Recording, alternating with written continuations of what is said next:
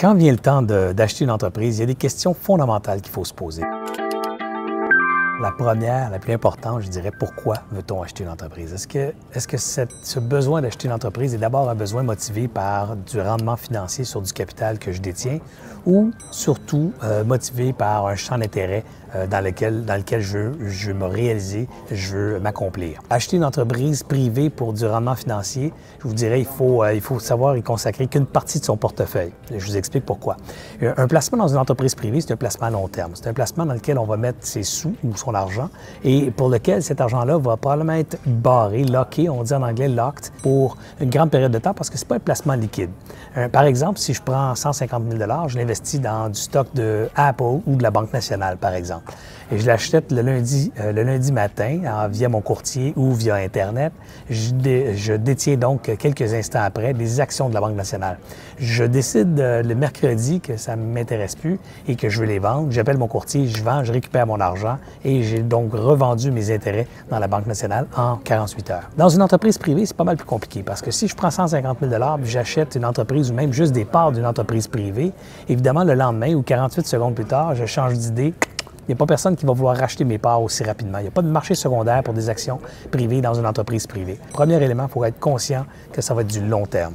Deuxième élément, évidemment, ça va être du long terme, mais quand on investit dans du privé, c'est souvent parce qu'on veut s'impliquer également dans l'entreprise privée. La question la plus importante donc à se poser, c'est quels sont les champs d'intérêt dans lesquels moi je vais investir, surtout sachant que ça va être du long terme. Alors je vais tracer 3, 4, 5 champs d'intérêt et par la suite, je vais contacter des courtiers en vente d'entreprise, mon comptable, mon banquier, et je vais dire aux gens autour, dans mon réseau, que je suis à la recherche d'entreprises dans ces secteurs-là.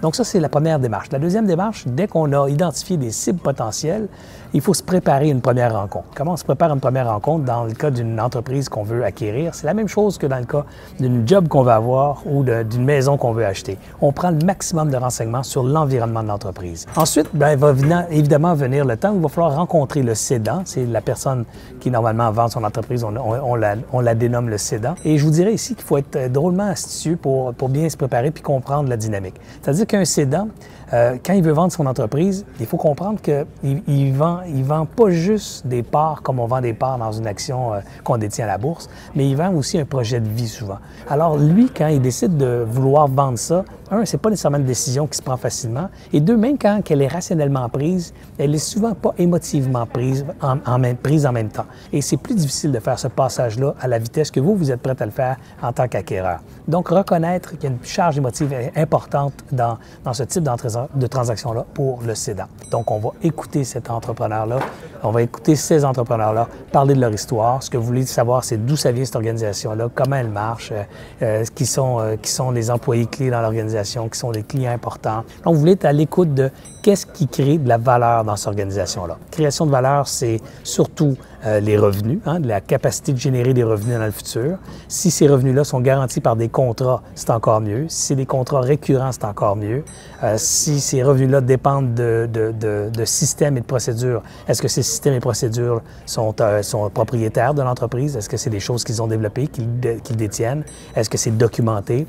Si l'entreprise est appuyée sur des individus, est-ce que ces individus-là ont des contrats de travail? Alors, à travers vos conversations, vous allez aller écouter chercher les renseignements qui vont vous assurer que les revenus sont bien protégés et que les revenus futurs sont encore présents de façon indépendante du cédant. Alors voici comment on se prépare pour acheter une entreprise privée et d'assurer évidemment son succès.